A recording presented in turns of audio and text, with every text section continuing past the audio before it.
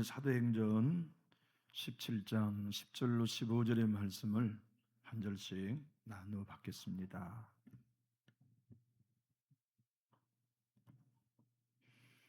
신약성경 사도행전 17장 10절로 15절의 말씀입니다.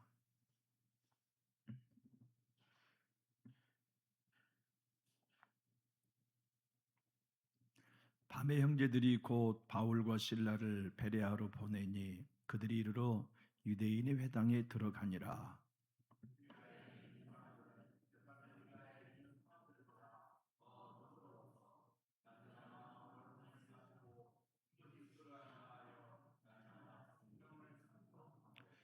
그 중에 믿는 사람이 많고 또 헬라의 귀비인과 남자가 적지 아니하나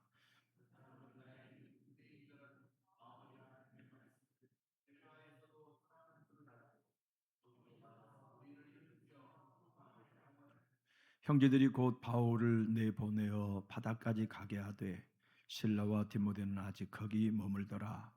바울을 인도하는 사람들이 그를 데리고 아덴까지 이르러 그에게서 실라와 디모데를 자기에게 속히 오게 하라는 명령을 받고 떠나니라. 아멘. 바울의 행적, 바울의 삶을 사도행전에서 보면은 참 고난의 연속이었어요.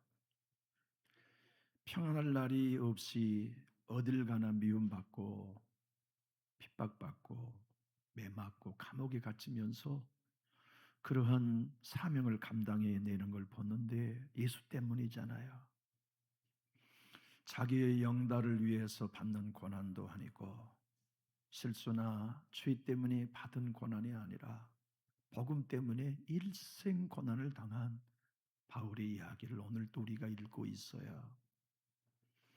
데살로니가에서 복음을 증거하고 많은 사람들이 회당에서 은혜를 받았는데 거기 있는 유대인들이 바울과 실라, 디모데를 핍박하고 죽이려고 하니까 도망갔어요. 어디로 도망갔느냐? 86km 떨어져 있는 베레아로 도망을 갔어요. 데살로니가와 베레아는 거리적으로 직선거리로 86km 떨어졌으니 오늘날로 보자면은 그렇게 먼 길이 아닌 것 같아도 그 전에 도보로 걷던 시대에 86km란 참 먼 길이었을 거예요. 베레아에 가서도 유대인들이 모이는 회당에 들어가 복음을 증거했어요. 많은 사람들이 은혜를 받았어요. 근데 여러분, 하나님이 하시지 않는 일 중에 하나가 비교하지 않는 일이에요. 우리는 자녀를 키울 때에도 가정교육을 잘못해서 형제간에 비교할 때도 있었고 자녀의 친구들과 자녀를 비교할 때도 있었죠. 근데 하나님이 하시지 않는 일은 절대 비교하지 않으세요. 제가 초등학교 1학년 때 학교를 가슴에 행같이 달고 손수건 달고 학교에 가는데 동네 아줌들이 아이고 저놈이 가방을 메고 다니는 게 아니라 끌고 다니니 키가 워낙 작아가지고 그 가슴에 단 손수건에 콧물이 항상 묻어가지고 빳빳하게 그렇게 학교 다니던 때 우리 있었잖아요. 근데 제 친구 김경봉이라는 친구는 글을 다 읽어요. 근데 저는 글을 못 읽었어요. 1학년 때. 우리 아인이와 같았어요. 우리 아인이가 1학년 학교에 가서 선생님이 자 이제 책을 읽으세요 그랬더니 아인이가 선생님께 갔대요. 선생님 나 사실은 글 몰라요 그랬대. 제가 1학년 때 그랬어요. 글을 못 읽었어요. 예. 근데 저희 어머니가 집에 가면 늘 너는 친구 가방에나 들고 다녀라. 친구 경봉이는 책도 다 읽는데 너는 아직도 책도 못 읽느냐? 그렇게 어머니가 친구와 비교한 때가 있었어요. 우리 하나님은 절대로 남준유 교회와 바울 교회를 비교하지 않으세요. 김 씨와 최 씨의 자녀를 비교하지 않으세요. 하나님은 어떤 경우에도 황 목사와 김 목사를 비교하지 않으세요. 황 장로와 최 장로도 비교하지 않으세요. 그런데 오늘 본문은 비교한 사실이 드러나요. 그 비교가 뭐냐면 베레아 사람들은 데살로니가 사람들보다 마음이 너그러워서 간절한 마음으로 말씀을 받고, 이게 데살로니가 성도와 교회보다 베랏 교회가 훨씬 탁월했다는 걸 성경의 최초로 그리고 마지막으로 비교해요. 성경의 두 교회를 비교한 구절은 여기밖에 없습니다. 성경의 두 교회 사람들의 성향을 비교한 것도 오늘 본문밖에는 없어요. 분명한 사실은 데살로니가의 교회에도 은혜가 있었다고요. 그래서 데살로니가 전후서가 있잖아요. 근데 베레아서는 없잖아요, 성경에. 우리가 베레아 전서나 베레아 후서는 없잖아요. 그런데 오늘 이 베레아는 데살로니가 사람들보다 이 교회가 성도들이 훨씬 너그러웠대요. 그리고 하나님의 말씀을 다 간절히 받았어요. 그리고 그 말씀이 진짜 그러한가 구약을 조목조목 살펴가면서 상고했대요. 이렇게 해서 데살로니가 교회 성도들보다 베레아 교회 성도들이 훨씬 너그러웠다는 비교를 해놓고 있는데, 아마 데살로니가 성도들이 이 성경을 읽었으면 데모했을지도 모르겠어요. 그러지 않았겠어요? 아니, 이럴 수가 있습니까, 목사님? 아니, 어떻게 우리 교회하고 베레아 교회하고 이렇게 비교해가지고 우리를 그냥 내팽개칠 수가 있나? 이렇게 무시해도 됩니까? 하고 틀림없이 오늘 같았으면 아마 항의하고 데모했을 거예요. 근데 누가 사도가 이렇게 비교해가지고 오늘 이렇게 저와 여러분에게 성경의 말씀을 설명해 주고 있는데, 참 가슴 뭉클하기도 하고 또 배우는 교훈이 적지 않게 많은 구절이기도 해요. 여러분, 이 베레아에서 너무나 다급한 일을 만났어요. 바울은 아마 이곳에서는 사역하고 싶다는 마음이 들었을 거 아닙니까? 거기 성도들은 다 너그럽게 말씀을 받고 아마 눈물을 흘리는 성도들도 많았겠죠. 여기서도 은혜 받고 아멘하고 저기서도 은혜 받고 아멘하고, 그들 모두가 신사적이어가지고서 간절한 마음으로 하나님의 말씀을 들으니까 얼마나 설교할 맛이 나겠어요. 데살로니가 교회보다 훨씬 신나게 사역하는데 데살로니가에 있는 유대인들이 거기까지 86km나 걸어서 쫓아왔어요. 그리고 또 소동을 일으켜요. 바울을 죽이려고, 실라와 디모데를 죽이려고. 이번에는 너무나 다급한 나머지 일행들이 디모데와 실라는 내버려두고 바울만 탈출시켰어요. 어디로 데리고 갔냐면 아덴까지 데리고 갔는데, 여러분 놀라지 마십시오. 베레아에서 아덴까지는 320km가 떨어져 있는 곳이에요. 그 먼 곳을 베레아 사람들이 몰래 일행을 앞세워 가지고 사도 바울을 보호하고 아덴까지 안내해 주도록 맡겼어요. 320km를 도망가야 할 처지가 됐을 때 심정이 어땠을까요? 야, 여기서는 할 만이 있는데, 여기 성도들은 은혜 받고 참 이거 복음 증거할 만이 있는데 또 쫓겨나네 하는 생각, 아마 아쉬움도 적지 않았겠지만 홀몸으로 거기까지 도망가 떠나는 일행들에게 부탁하며 명령합니다. 여러분, 가면 디모데와 실라를 빨리 나에게 보내주세요. 언제 거기 갔는지는 모르지만 성경을 보면 데살로니가 전서 3장 1절로 3절에서 여기 베레아에 남아있던 디모데와 실라가 바울에게 에덴으로 돌아간 이야기를 데살로니가 전서 3장에서 증언해 주고 있어요. 우리 화면에 성경이 있습니다만 제가 읽어볼게요. 이러므로 우리가 참다 못하여 우리만 아덴에 머물기를 좋게 생각하고 우리 형제 곧 그리스도의 복음을 전하는 하나님의 일꾼인 디모데를 보내노니, 이는 너희가 굳건하게 하고 너희 믿음에 대하여 위로함으로 아무도 이런 여러 환난 중에 흔들리지 않게 하려 함이라. 우리가 이것을 위하여 세움을 받은 줄을 너희가 친히 알리라. 이 데살로니가 3장 1절로 3절의 배경은 오늘 본문의 배경 이후의 사건의 소개입니다. 언제 디모데와 실라가 아덴에 있는 바울에게 왔는지는 모르지만 데살로니가 3장은 온 거예요.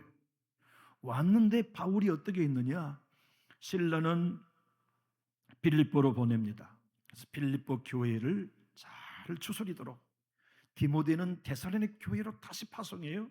그래서 디모데가 데살로니가 교회에 가서 성도들을 양육하고 복음을 다시 증거하며 믿음을 돈독히 세우는 사역을 병행합니다. 그런데 여러분, 이런 두 교회의 비교를 통해 하나님이 오늘 우리에게 하시는 음성은 뭘까요? 다시 말하면 베레아 사람들은 데살로니가 사람들보다 더 너그럽고 간절한 마음으로 말씀을 받아 하나님의 말씀이 그러한가 하여 날마다 상고한 이 비교를 통하여 하나님이 오늘 이전에 나온 우리에게 들려주신 음성은 뭘까요? 에베야로 나오는 마음이 너그럽고 간절함이 최고의 축복이라는 말씀을 해주세요. 여러분, 교회에 나와 너그러운 마음으로 예배한다고 하는 건 축복입니다. 그러잖아요. 찬양을 부를 때 너그러운 마음과 간절한 마음으로 예배한다는 건 축복이에요. 그건 하고 싶어서 되는 거 아니잖아요. 우리가 해보면 진짜 하나님의 은혜가 임해야 마음이 너글너글 너그러워져요. 주의 성령의 감동이 우리 안에 번물처럼 스며들어오시고 강물처럼 파도처럼 밀고 오셔야만 예배하는 마음이 너그러워져요. 특별히 설교를 들을 때 너그러운 마음은 은혜에 임하셔야 되지 않던가요? 여러분, 교회에 나와 예배할 때, 설교를 들을 때 여러분의 마음 너그러우신가요? 오늘 또 하나님 간절한 마음으로 은혜 받고 싶습니다. 오늘 또 간절한 마음으로 하나님 나에게 들려주신 뜻을 듣고 싶습니다. 말씀하십시오 하는 열망이 우리에게 있고, 목사인 제가 본문을 강의할 때 우리 목사님이 성경 전체적으로나 본문에 정확히 강의하는가를 여러분은 전후 문맥을 통해서 꼼꼼히 베레아 사람들처럼 살피면서 상고하고 있나요? 여러분이 너그럽다고 하는 말씀을 과거에 우리의 개혁 성경은 신사적이었다고 번역했었어요.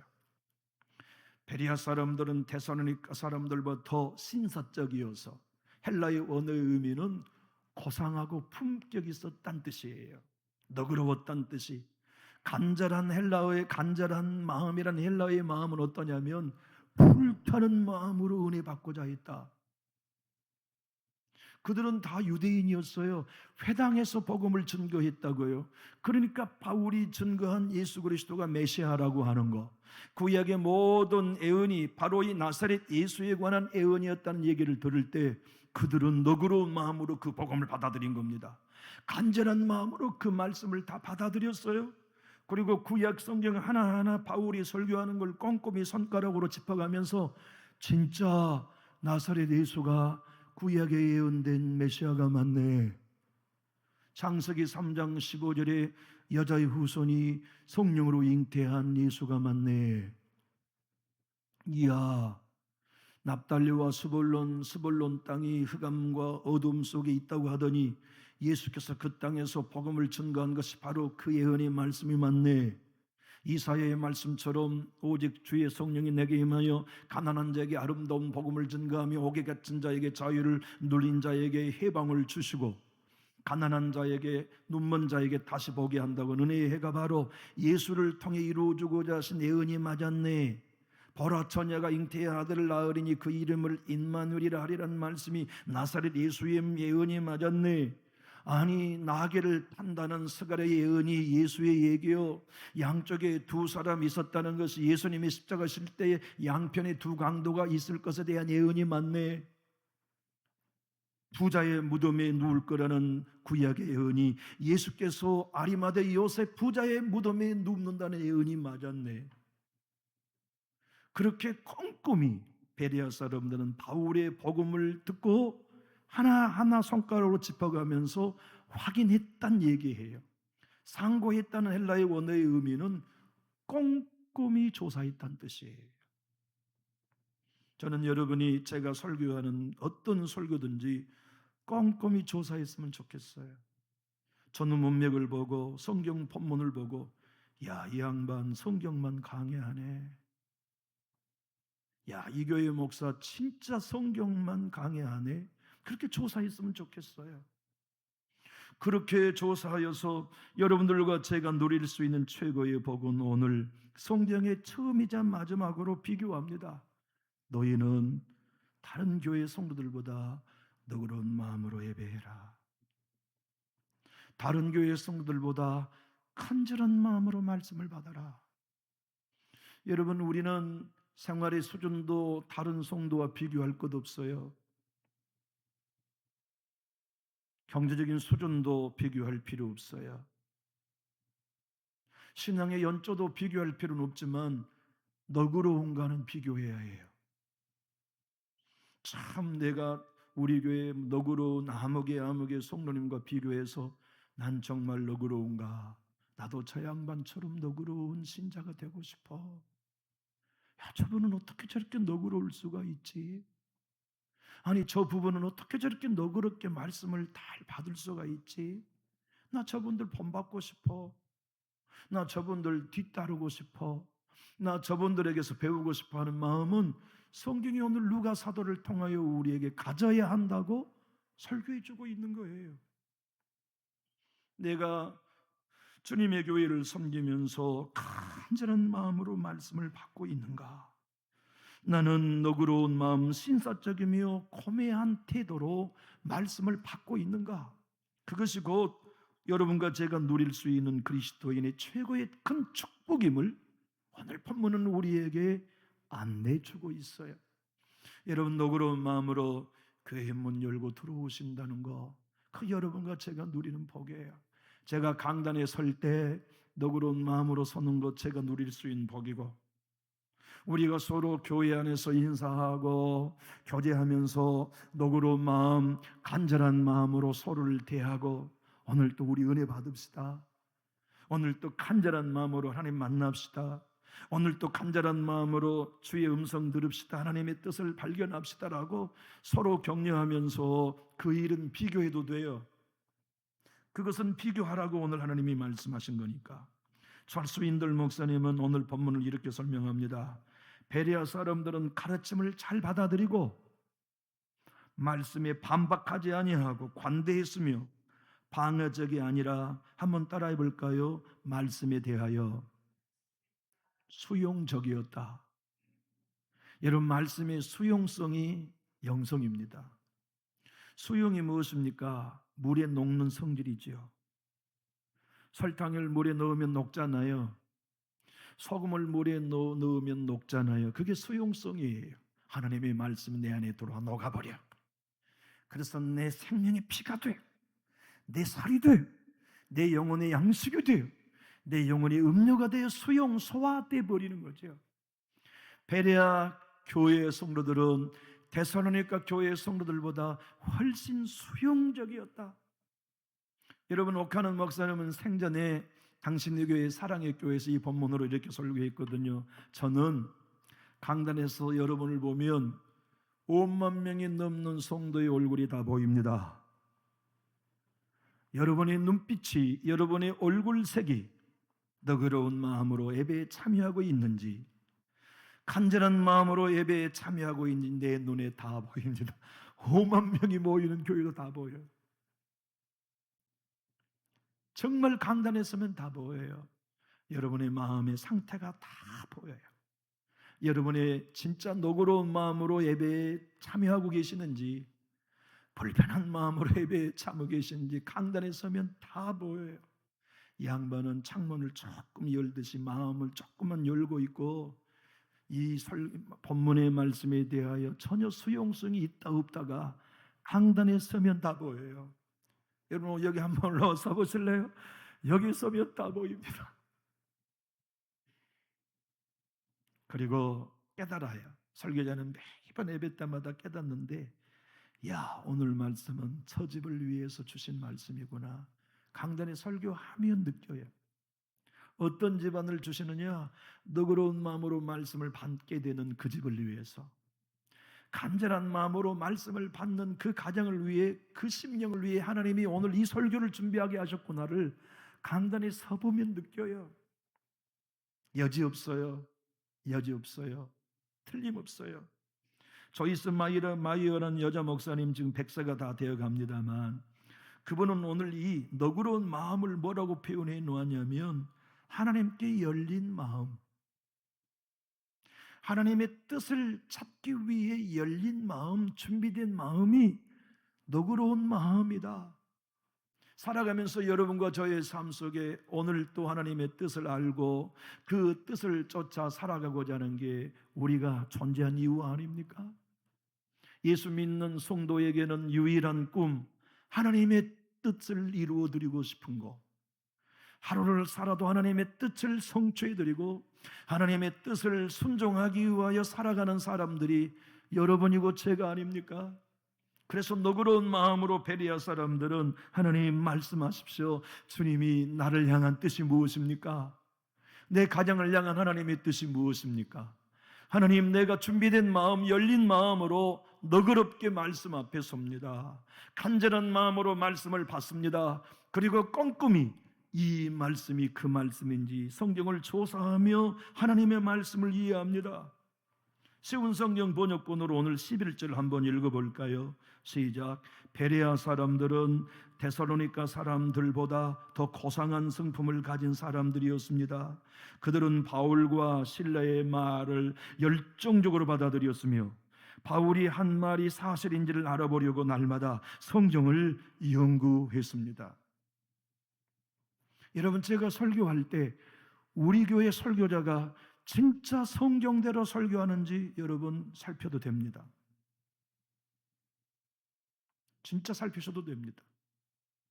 아니, 살펴야만 합니다. 여러분이 저를 뿐만 아니라 어떤 설교자의 설교를 듣든지 이 설교자가 성경 본문을 그대로 설교하고 있는지 여러분 조사해야 합니다. 그리고 조사함으로써 성경이 사실이라면, 사실대로 설교하고 있는 것이 맞다면 수용해야 해요. 너그러운 마음으로 받고 간절한 마음으로 받아 아멘하고 그 말씀 속에 하나님의 뜻을 발견하는 일이 성도인 우리가 해야 할 일이죠. 옥하는 목사님은 그래서 그날 사랑의 교회 성도들에게 이렇게 얘기했습니다. 오늘날 우리는 너무나 많이 너그러운 마음을 잃어버린 채 교회에 나옵니다. 연구하는 자세가 없습니다. 시간을 투자하지 않습니다. 조금만 설교가 어려우면 못 듣겠다고 고개를 흔들어 버립니다. 왜 하나님이 주신 우수한 지능을 사용하지 않습니까? 왜 성경을 검토하고 연구하는 일에 열심을 내지 않습니까?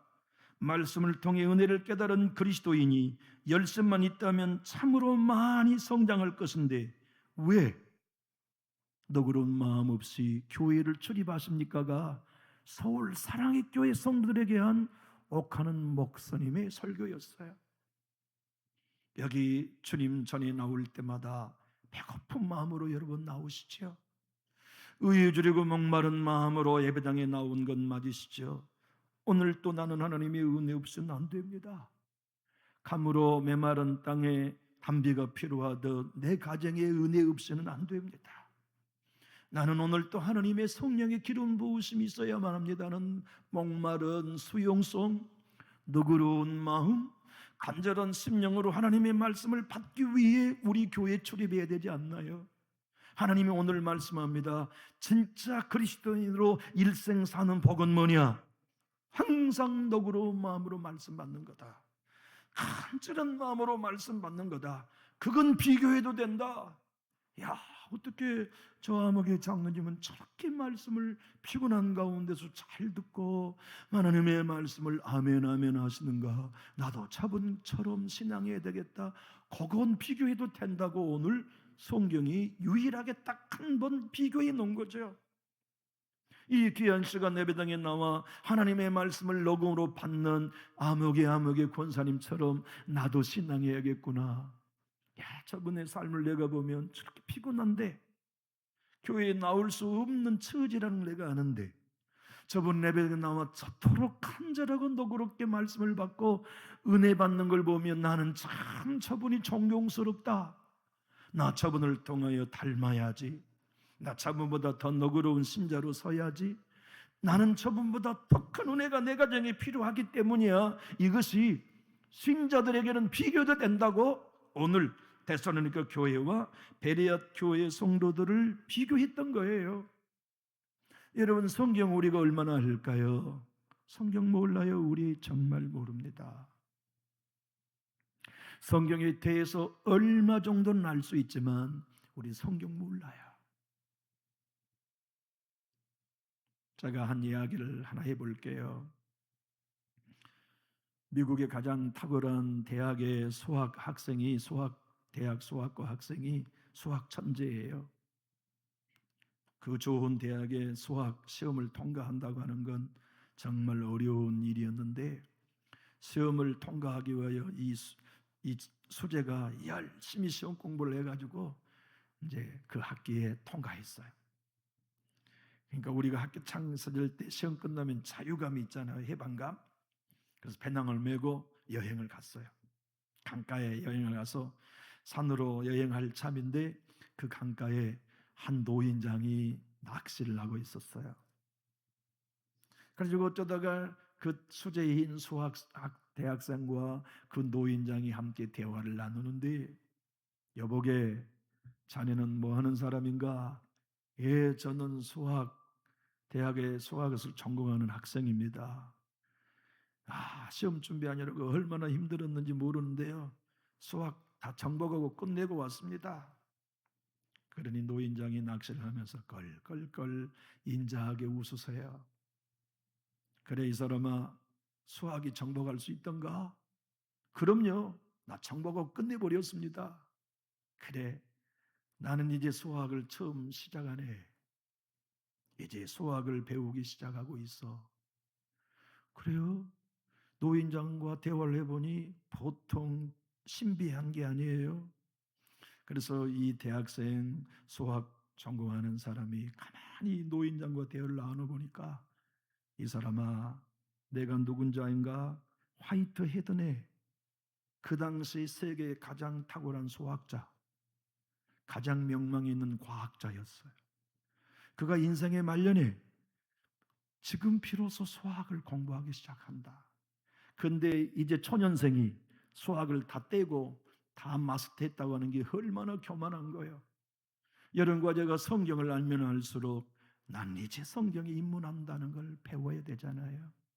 나는 성경에 대해서 아는 게 하나도 없다는 겸손한 마음. 이 성경은 글이 아니라 계시라는 것을 인정하면서 너그러운 마음으로 하나님 말씀하십시오, 간절한 마음으로 하나님 은혜 주십시오 하는 이 마음이 우리가 주님 전에 나올 때 베레아 사람들처럼 간직해야 할 복임을 주님은 우리에게 말씀하시죠. 내 주님이 직접 요한복음 5장 39절에 말씀하심을 요한 사도가 기억했다 기록했어요. 같이 한번 읽어볼까요? 시작. 너희가 성경에서 영생을 얻는 줄 생각하고 성경을 연구하거니와 이 성경이 곧 내게 대하여 증언하는 것이니라. 여러분, 예전의 성경은 이 성경을 연구하거니와가 뭐라고 번역되어 있어서요? 성경을 상고하거니와. 오늘 사도행전에 나온 데살로니가 성도들이 성경을 상고했다는 단어와 동의어입니다.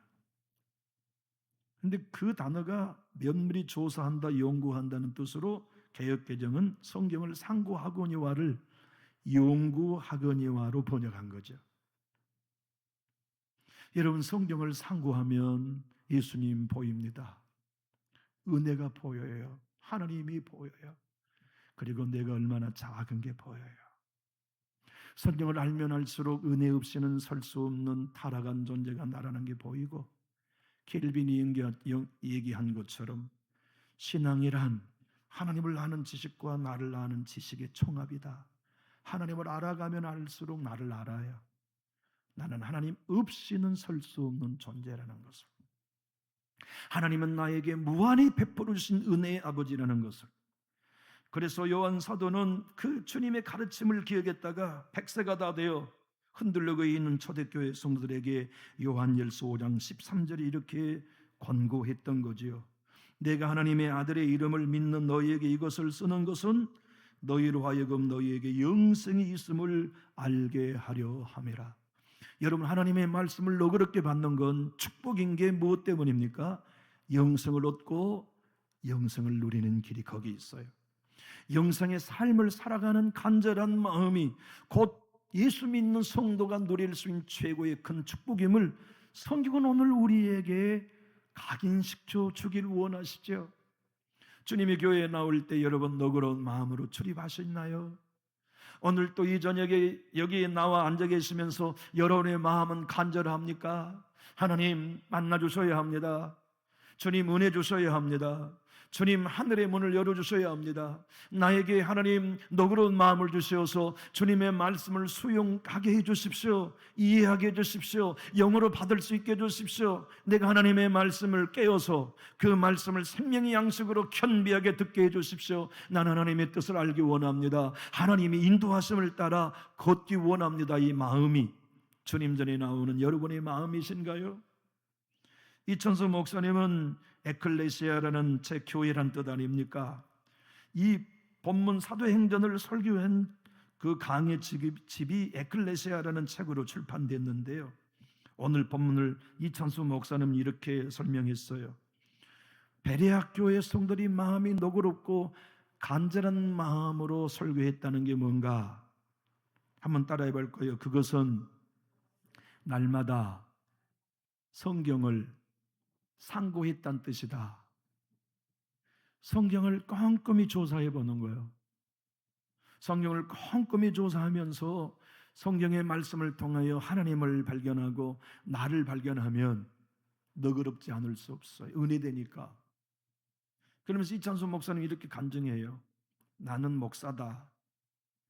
그런데 내가 목사인 나를 봐도 작은 것 하나를 이해하지 못하고 오해하고 미워하고 용서하지 못할 때가 있다. 내 얼굴이 울그락 부르락 할 때가 있다. 내가 사랑해야 할 성도에 대해. 그런데 그때는 언제냐? 내가 성경을 가까이 하여 상고하지 않을 때다. 그런데 내가 목사인데 나를 봐도 놀라울 때가 있다. 도무지 내 성품상 용서가 안 되는 사람인데, 도무지 내 생리상 용납이 안 될 터인데 그 사람이 용서되고 도리어 중보하게 되는 때가 있다. 틀림없이 그때는 내가 성경을 가까이 하고 있을 때다. 성경을 상고하여 가까이 하고 있을 때 성령님은 기뻐하신다. 그때 성령님은 나를 인도하시고 인도함을 따라 걷는 그 일은 언제나 선한 열매가 있다. 사랑하는 교회 여러분, 우리가 주님 따라가는 양 아닙니까? 근데 내 주님이 우리를 무엇으로 인도하십니까? 말씀으로 인도하시죠. 우리는 오늘 또 예수 그리스도의 살을 먹고 피를 마십니다. 그 살과 피는 무엇으로 임하시나요? 말씀으로 임하세요. 오늘 또 하나님의 뜻을 발견하고 하나님의 음성을 들어요. 무엇을 통하여 듣습니까? 환상입니까? 환청입니까? 말씀입니까? 여러분과 저의 운명이 너그러운 마음으로 말씀을 받는 데 있고, 저와 여러분의 영혼의 사활이 간절한 마음으로 말씀을 받는 데 있다는 것을 이해한다면 우리 배고픈 심령으로 주님 전에 나와 앉아야 해요. 저도 가난한 마음으로 강단에 서서 하나님, 나는 아무것도 모르는 무지한 목사입니다. 은혜 주셔야 합니다. 하나님이 오늘 또 메시지 주셔야 합니다. 이 성도들에게 필요한 음성 들려주셔야 합니다. 그 간절한 배고프고 의에 주려고 목마른 마음으로 강단에 서서 주님이 공급해 주시고 부어주시는 것을 대언해야 하겠고, 여러분도 성전에 나오면 정말 졸지 말고, 진짜 여러분 졸지 말고 하나님의 말씀을 상고하여서 그 말씀이 진짜 내 오늘 영혼에게 들려주시는 하나님의 음성인가 조사해 보면서 확신을 갖는 것, 그것이 여러분과 제가 살 길임을 분명하게 보여주고 계세요. 생각해 보십시오. 86km면 진짜 먼 길 아닙니까? 거기까지 대사로니까 사람들은 뭐하러 왔느냐? 바울 죽이려고 왔어요. 베레아 사람들은 너그러운 마음으로 말씀을 받고 간절한 마음으로 말씀을 받고 그 말씀을 상고하고 있는 반면에 대사로니까 사람들은 바울을 죽이려고 거기까지 쫓아온 거예요. 얼마나 두 도시, 두 곳의 사람들의 성향이 틀립니까? 오늘 본문은 13절, 14절이 이렇게 기록하고 있어요. 크게 한번 우리 읽어봅시다. 좋으신 분이 계시는데 크게 한번 읽어봅시다. 시작. 데살로니가에 있는 유대인들은 바울이 하나님의 말씀을 베레아에서도 전하는 줄 알고 거기서도 가서 무리를 움직여 소동하게 하거늘 형제들이 곧 바울을 내보내어 바다까지 가게 하되 실로와 디모데는 아직 거기 머물더라. 바울을 죽이려고 거기까지 쫓아왔어. 똑같은 설교자, 똑같은 86km 떨어진 두 도시에 유대인들이 이렇게 차이가 많아요. 저는 생각해 봐요. 하나님이 데살로니가에서는 배척받고 미움받다가 베레아에 와서 야, 이분들은 어떻게 이렇게 너그러운 마음으로 말씀을 받지? 이분들은 한 분도 예 없이 어떻게 이렇게 간절한 마음으로 말씀을 받는 거야? 그건 하나님의 역사이기도 하지만 사역자를 위로하신 하나님의 특별한 선물이었다고 생각해요. 여러분, 목회는 그렇더라고요.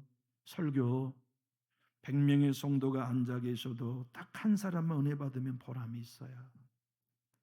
그 설교자의 심정이에요.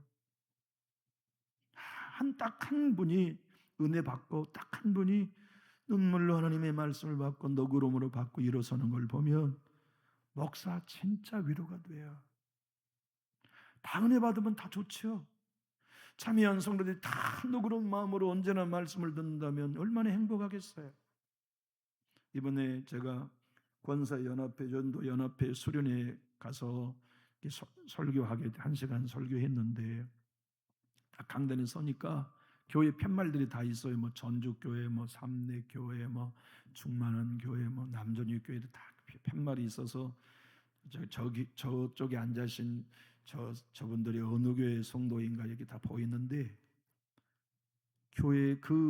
교회마다 영성이 느껴져요. 구름대처럼 푸른 초장처럼 여기저기 옹기종기 모여있는 어느 교회 성도들은 눈이 반짝반짝반짝반짝반짝 하나하나하나하나. 그런데 어느 교회는 그 전체가 다 졸고 있어. 전체가 다 돌아. 교회의 영성, 교회의 영적인 환경이 강단에 서면 느껴진다니까요. 그래서 저 교회는 살아있는 교회구나, 저 교회는 희망이 있는 교회구나 하는 것을 설교하면서도 마음이 느꼈던 그런 부분이었어요. 여러분, 열린 마음, 준비된 마음으로 예배한다고 하는 건 배워서 되는 거 아니잖아요. 각오해서 되는 거 아니에요. 여기 오늘 저녁에 나와 있는 여러분과 우리 전체만 봐도 너그러운 마음으로 내가 예배해야지 한다고 해서 되는 거 아니잖아요. 은혜가 와야만 너그러워져요. 진짜래요. 내가 아무것도 아니라는 배고픈 마음과 나는 하나님, 정말 하나님이 필요해요. 내 가정에는 주님의 도움 없이는 안 돼요. 하나님 앞에 나는 어린 양입니다. 나의 나된 것은 하나님의 은혜입니다라고 교만히 자리하지 않고 자기 자랑에 자리하지 않고 자기 의가 자리하지 않고 하나님 앞에 간절한 배고픔과 목마름으로 예배하는 것은 은혜가 있어야만 돼요. 하나님이 만져주셔야만 돼요. 그래서 하나님이 함께한 사람, 주님이 은혜로 동행하는 사람은 너그러운 마음으로 예배하고 말씀 받아요. 그게 복이에요. 간절한 마음으로 말씀을 받고 하나님의 말씀을 상고하여 조사하면서 동의해요. 아멘. 예수가 나의 그리스도가 맞아요. 목사님이 설교한 대로 구약의 모든 제사법이 예수 얘기 맞네요. 성막의 얘기가 다 예수님 얘기 맞네요. 찰스 펄전 목사님이 얘기한 것처럼 설교자는 강을 건너 개울을 건너 산을 넘어서라도 런던으로 가는 길을 찾아 주어야 한다는 말처럼 우리 목사님은 성경 어디를 보든지 예수께로 우리를 인도해 주시네요가 여러분 조사해야 해요. 그래서 목사인 제가 그렇게 사역하고 그렇게 인도하고 있다면 여러분은 너그러운 마음으로 말씀을 받고 간절한 마음으로 말씀에 동의하고 그 말씀을 상고하여 아멘하여 그 말씀 속에서 하나님의 뜻을 발견하며 순종하는 길은 우리 모두가 해야 할 마땅한 본분이에요. 여기 나와 있는 여러분, 예배 조는 게 습관되지 말고 너그러운 마음이 습관이 될 수 있기를 예수님 이름으로 축복합니다. 겸손하고 겸비한 마음으로 주님 전에 나와서 한 번의 예배를 드려도 생명을 다하는 예배, 정신 바짝 차리고 간절한 마음으로 하나님의 말씀을 산구하며 조사하여서 예수 그리스도가 증거될 때마다 그분 붙들고 그분 은혜에 맛보며 견비하게 신앙하는 승리자가 제가 되고 여러분이 다 될 수 있기를 우리 주 예수 그리스도 이름으로 축복합니다. 기도하겠습니다.